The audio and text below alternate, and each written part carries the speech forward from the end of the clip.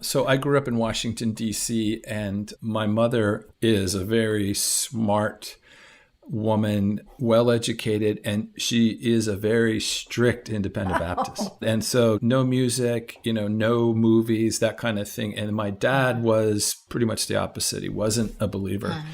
Very different, very much. So we just grew up in these very different worlds, going back and forth between, they were together, they were happily married, just very different in how they viewed themselves in the world they were in. And so just grew up in that, one of 5 kids. But there was a lot of conflict in our house and in our neighborhood, a lot of racial tension in the neighborhood I grew up in Washington, D.C.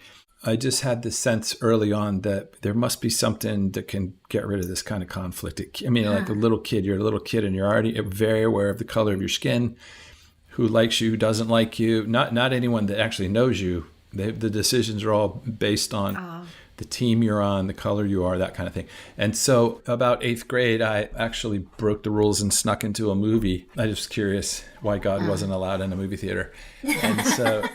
And when I went to the movie was about the life of a police officer. It's a true story. It was an Academy Award-winning movie. I had no idea what it was about. I just wanted to see. It made me cry. The movie made me cry. I was 14. And I knew that something was speaking to me about who I was. But I couldn't figure out who, because I knew it wasn't God, because God can't speak in this context. He can't speak. That's what you were raised to believe. That's right. Yeah. Actually, I'm sitting there in the identity of sinner in this dark, separated place from God. And yet the most moving thing is happening inside my heart that I've ever experienced. And I actually went forward at the end of the movie. It was so moving to me because in Independent Baptist, God doesn't listen unless you go forward, right?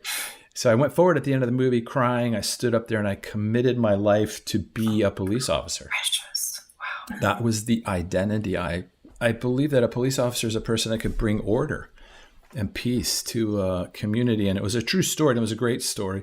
And so I'm 62 now. I've never walked away from what happened in that movie theater. It was the most profound spiritual experience. But it wasn't until I was 17 that I discovered it was God speaking to me in that movie theater. Wow. Because my theology didn't permit it. And so I was in a wrestling tournament, trying to stay in shape, because all I wanted to do was get through university and get into the police academy. And that drive kept me out of drugs. It kept me out of alcohol. It was interesting because what I saw myself to be is what kept me faithful, not trying to not sin and none of that. Just I knew who I was and I didn't want to violate it. And I wanted to become that. But then the wrestling accident made it so like I potentially couldn't pass a police physical because it was a severe injury.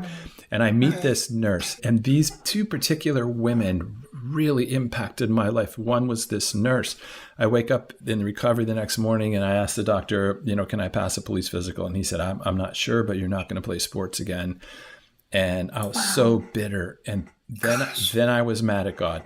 I needed someone to blame. And so I was blaming God. And this amazing woman comes in and sits next to my bed. She's a physical therapist. And all I know about her is she's a single mom from West Virginia that worked her way through night school.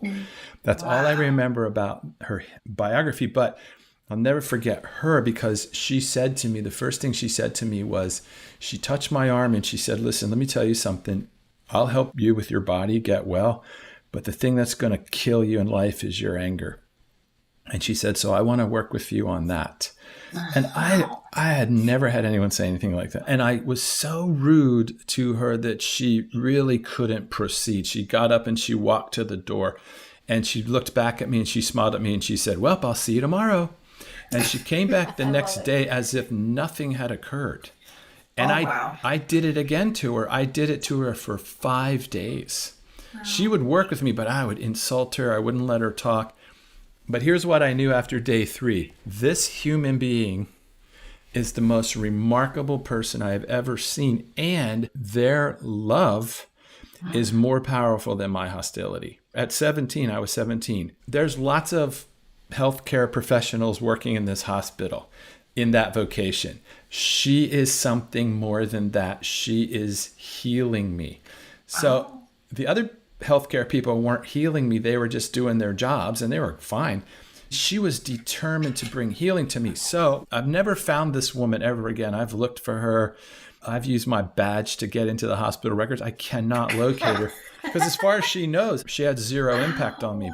But when I was discharged from the hospital, I was at home one day and I wanted to know the God that gave her this capacity.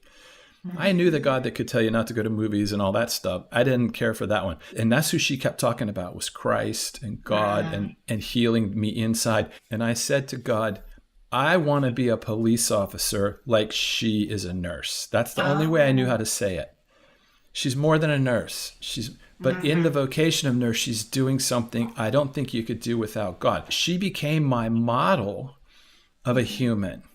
And then later I met an English teacher. As soon as I saw this model of human, I could spot them anywhere, but they were few and far between.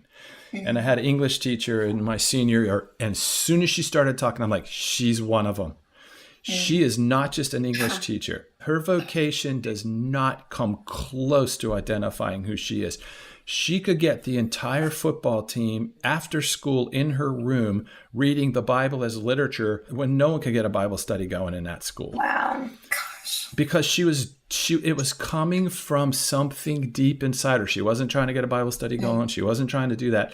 She was in literature that she was naming us. And I told her about the movie, and she said, the movie was naming you. And then she said, and then God is the one who names. And I'm like, that was God in the movie theater. Oh my, that's who that kind of power and call in the darkest place I knew, right? Wow. He met me there, and he met me with such power. I took the invitation that he offered, even though I didn't really know who he was and all of that. And so I just knew, if I'm going to be a police officer, I need to understand what these two women know. And that's really how I came to faith, was from those two. And your focus, I mean, you have done many things in your career, always holding on to that root being, calling, but bring us forward into your work in identity exchange now. I mean, you've been doing it a long time, and it all comes back from the same root, right? Absolutely. Yeah. And so I worked through the police department and then overseas into militant organizations for 27 years. And basically I would say to the militant folks that we worked with who were filled with hate and fear, and I would say to them the same thing that lady said to me at 17, like, hey, we can come in here and help you with some of the circumstances you're in, but here's what's going to ruin you: your wrong view of who you are. You don't understand who you are. And because you don't understand who you are, you view everything incorrectly in your life. As those young men and women, most of them were Muslim in those years, as they came to hear the one that named them, it cut through Islam, Christianity, apologetics and polemics, all of it, sliced right through it into, hear that voice? Do you hear that voice? That voice? And they would say things like, wow, I've heard that voice before. When I was young, right? And then we started hearing this voice, and this voice was louder, and this voice was, we got to fight, and you need to be afraid, and you need to be, all that. And so we just started really perfecting the process of getting a person to start listening to God, really, is all we did. I love your story. It's interesting. When I hear your story, I'm just thinking about all of the voices that we hear in our younger years. Mm-hmm. And then when we hear God's voice over our life and how quickly the enemy swoops in to distort that voice that's so divine. And he'll surround us with different people that will reinforce those things. And over time, it's hard to strip away those voices that have spoken over us. And I think what's so beautiful, and I wrote down, I love that you questioned her capacity that came from a divine place. Mm-hmm. I just think that's so encouraging to me, to use that filter of just being able to see others around me that have a divine capacity that can reflect back who God is. So when I start to hear these voices that are lies, that I can point back to something divine and see him in it. I wonder what it was in you. You hear scriptures like, give me the eyes to see and ears to hear. But sometimes you don't pray that prayer, and still he gives you the eyes to see and the ears to hear. So how does that work? Yeah, I think all of us hear it. In fact, pretty much through all the years, once a person really understands identity and they've embraced Christ at a deep level, we'll ask them, let's ask God to remind us of times in our life when he was speaking to us and we didn't know who it was. And it's amazing what people will say. It's like Samuel hearing the voice in the night and he goes to Eli and says, what do you want? It's like Eli's like, I'm not the one calling you. Like that happens to humans all the time and they don't know where to go with it. Right. So it's like when I was a rookie police officer and my FTOs, my training officer said, your radio is your lifeline. You got to hear your number called when it gets called. Well, I worked in a big police department and that radio is just nonstop noise and chatter. And all I'm listening for is the numbers 510. And I couldn't hear it if my life depended on it. And my training officer's going, there, they just called you right then. And if you would have put me on a lie detector, I would have said they did not. And I would be telling the truth. But even though I'm telling the truth, I'm wrong. That's what people don't understand. And he said, you have to train your ear to hear these numbers. I would sit in absolute silence with my ear on the radio. And I would go, there it was. And he would go, great.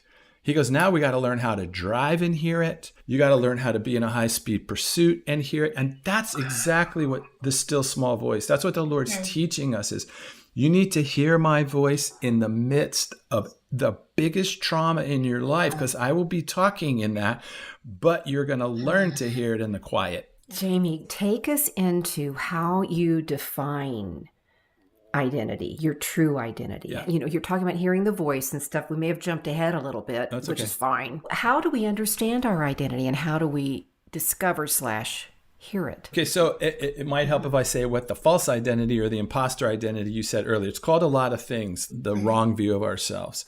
But the wrong view of ourselves is things we've come to believe about ourselves, usually sourced or based in trauma or traumatic situations. That inform our being through our lifetime, right? So something happens to me, it goes bad. I draw the conclusion that I'm a failure. I'm not worth loving. I'm unseen. I look wrong. All those things from a situation that's negative, and we pull, or someone will say something about us out of it, and we take it on as an identity with no real way of ever questioning it. Right. Because it's subconscious usually. We don't even know it. Yeah. And when we're working in public schools, elementary kids can already tell you their false identity. They know it really well because it's so clear in their mind. And they can tell you why it's true. And the thing is, it's not true. But anyway, and so true identity is it's the truest thing about you. It's the essence of the I within you, grounded and secure in love, to be worked out in community over a lifetime. And true identity is received in community from God, right? So false identity is received usually in community from the liar. So both are being received. All identity is not something I just come up with. That's radical individualism. All identity is really learned from an external source, right? And then you agree with what the source is saying about you or to you. And then being informs doing. And then you start to live it out and it becomes more true. Why is it that we're so trusting to an external source that wants to speak something so hurtful over us? Well, humans, there's a lot of great research on this, but humans are not born with an inner voice. They develop their inner voice by listening to external voices. I mean, you can watch kids do this and they'll talk to themselves, but what they're saying is things they've heard. That's how they start talking. They can't just generate language. They're repeating things they heard and they're forming an internal voice that develops in them. So if they hear their parents arguing about money all the time, they will develop an internal voice that is anxious about money. And then they'll gain an identity from it. So I'm fearful and we're poor. They'll start developing these identities. So the reason it's from an external source is because that's the way God made us to be. He made us to be receivers of his voice and his truth, not to just come up with our own stuff. So in the garden, you see Eve has the capacity to listen to different external voices, and she's developing a view of herself and God and her world from listening to these different voices. So simply, the false voice is easier to believe because it doesn't require any faith to believe what the false says. We just think it's true. Yeah. The false is just like, you're ugly. And then how hard is that to believe? I mean, you just look in the mirror and go, well, you're stupid, or you're not as smart as they are, or your idea is dumb. No one really wants to hear it. It's just so easy. Like, I know. Yeah, I know. And we agree with it, and it becomes a part of how we view ourselves. Not the idea is dumb. That's nothing wrong with it. I'm dumb. That's the danger. Oh no, I'm dumb, right? And so the voice of truth, the voice of God, always takes faith to believe. Always. Because it's more than you would say about yourself. It's greater than you would think about yourself. Like, hey, you know what? You're pretty amazing. And you're like, no, I'm not. And this goes back to the PT woman and you recognizing her capacity. That was something beyond the liar, if you will. The source of it had to be something divine. Yes. And so this identity, and I like the way you say receive it in community, and you're either going to receive it from the liar or from God. That's right. What is the identity that God gives us in community? Yeah. The identity that God gives us in community is the identity that he knit together in our mother's womb. This is really important because if I say, well, my identity is I'm a Christian or I'm a child of God, that's true. But God didn't knit a Christian together in my mother's womb. He knit this one unique masterpiece, and we need to know who we are, right?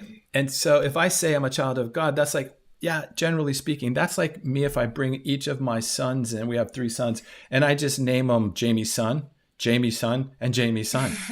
Like, it's true. But it's not uniquely who they are. And that's that beautiful verse. Raise a child up in the way they are bent already, in the way they're already formed. Raise them up along with that. And in the end, they'll never depart from it because it's what's always been there. I love what you said, not to do, but be. And we live in a world that tells us that we have to perform in order to be loved. Right. How do you get out of that thought pattern of just being content with yourself and still holding a balance of allowing yourself to be developed, but knowing to not perform and do? This is what Jesus is talking about in abiding, right? Abiding. So people say, teach me how to abide. Abide is a decision. You don't have to teach me how to go be with Jesus. Just be with him. In the abiding, you learn all the other stuff. Right? So just be with Jesus. So that's where, if I say I'm going to spend the whole day with a person, and we'll listen, I'm going to learn a lot of stuff. But if I stay at home going, boy, I got to learn how to go be with that person. I wish I could learn how to go be with that. It's like, just go be with them. And so Jesus says, in the abiding, then the truth of who you are just starts to flow from the one who created you.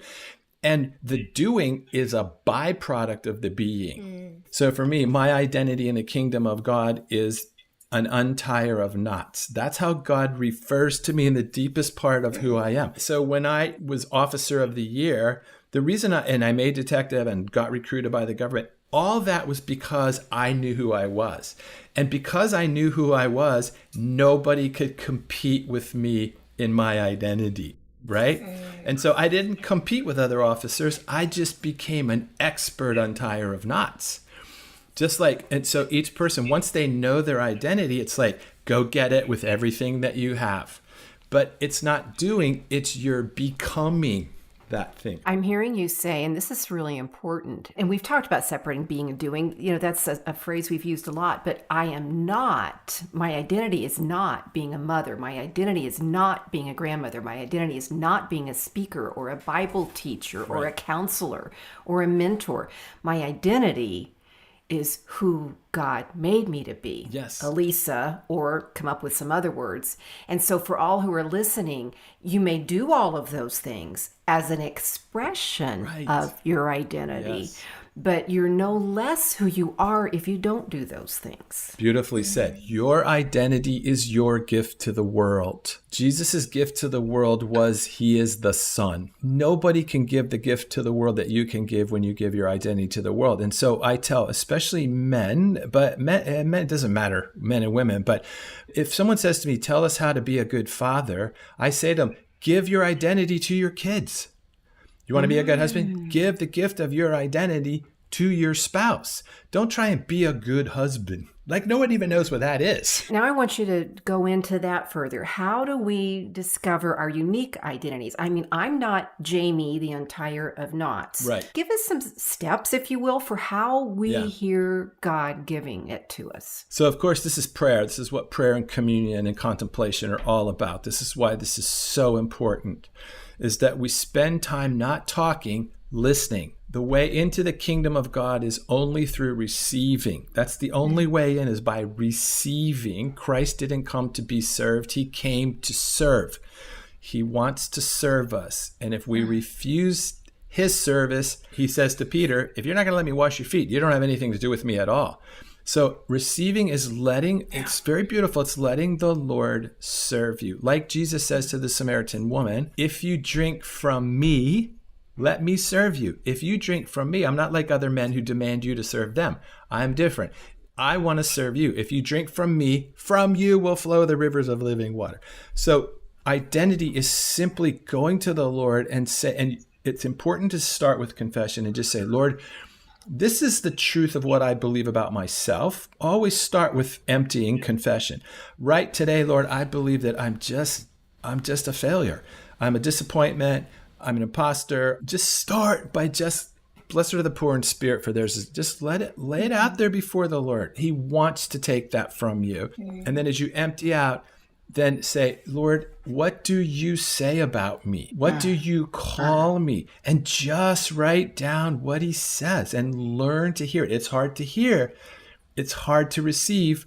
Everyone in the Bible, when God starts telling them who they really are, all argue with God. They're always like, not me. You don't know me. You don't understand me. You don't know how old I am. And so why do we think for us we're just going to get it? We're not. God's going to say, you're my beautiful daughter, and I have never been disappointed in you, not one day. We're all going to go, I don't believe that. Because I'm disappointed in myself. And he's like, because you are wrong. That's why. And that wrongness is sin. It separates you from me. People that don't understand identity, of course, are going to end up in moral degradation. What else are you going to do in the false? But in the true identity doesn't have time to go get involved in alcohol and drugs and pornography. It's too consumed with being who God made you to be. Okay, well, I got to dig in there because honestly, if we are dealing with alcohol and drugs and etc., does that mean I'm bad and I'm not listening to God? Because if I listen to God, I would never do anything bad. So go in there and talk to me right there, because I know you just tripped up somebody just like me who goes, okay. I went through a year of rehab for alcohol. Lots of law enforcement people wrestle with that kind of stuff. So identity was very important there, because the question wasn't, how do you stop drinking? That's not the question. The question is, what do you need the alcohol for? And it's to cover fear. It's because of fear. What are you afraid of? I'm afraid that I'm a disappointment to the world. I have to figure out how to cope with that.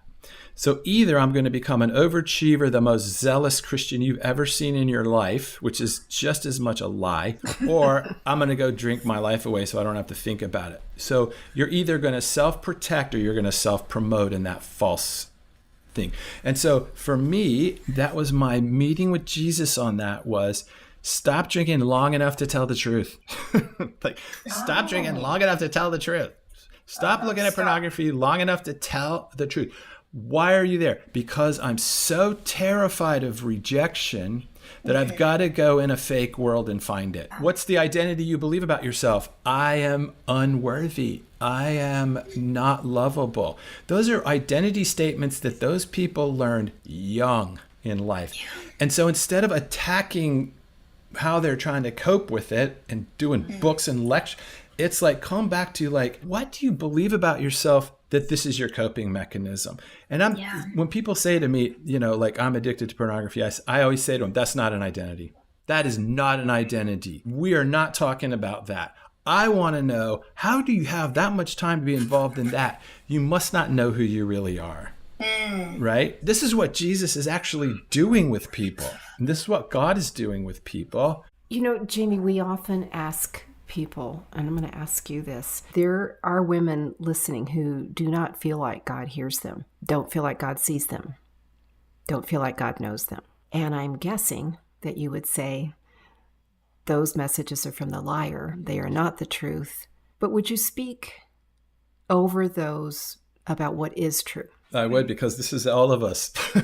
I think especially maybe for women in whatever culture they're in or you're in, because of just the way society treats and thinks about it and objectifies. But when you're saying that, I think of Hagar, who's kicked out of her family, thrown out in the desert, and she's weeping. And it says God found her. That's what it says. God found her. And he said to her, where have you come from? And where are you going? And he calls her Hagar. And that's the first time in scripture since Eve that God talks to a woman, is Hagar. He doesn't call her the slave. All the passages call her the slave or the bondservant. He calls her Hagar. God says, Hagar, where have you come from? It's a question of identity. Where are you from? What's your origin? And where do you think you're going? Because you seem to think that you're going into despair. And he finds her. And so for anyone out there that feels like God doesn't hear me or he's not with me, is to get alone with God and say that to God. Just get alone and say, God, I do not believe you're with me. In fact, I believe you're not with me. I believe that you don't hear me. And this is what I believe. This is my confession to you. Will you speak to me about these issues? And just sit in the silence and listen. And write down what comes through your mind. Here's our definition of hearing from God. The free flow of thoughts that go through your mind when you fix your eyes on Jesus and ask him a question. And learn to hear his voice. Because he speaks uniquely to each of us. And pictures, symbols, impressions, words, scripture verses. Learn the way he speaks to you so that in the storm, you will not miss it. In all the other voices, you're like, no, wait a second. I know that voice. The one who knows me best is the one who loves me the most. Right. This is discipleship. This is the discipline of learning to hear the voice of the one who made you and who loves you and holds your future in his hands. Learn it, practice it. And then go out into the world at higher and higher levels of lies, and you will be stunned at what the Lord will invite you to. Once, even when the storm is raging, you can still hear him saying, you're okay. It's okay. We're going to be okay. I'm with you.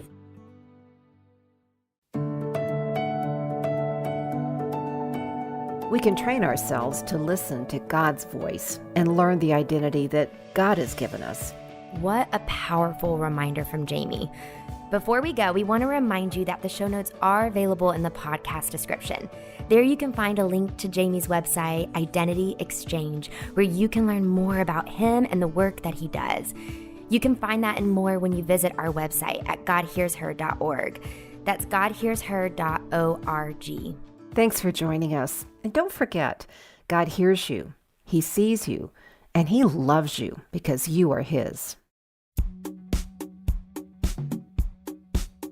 Today's episode was engineered by Ann Stevens and produced by Jade Gussman and Mary Jo Clark. We also want to thank Curtis and Jim for all their help and support. Thanks, everyone. God Hears Her is a production of Our Daily Bread Ministries.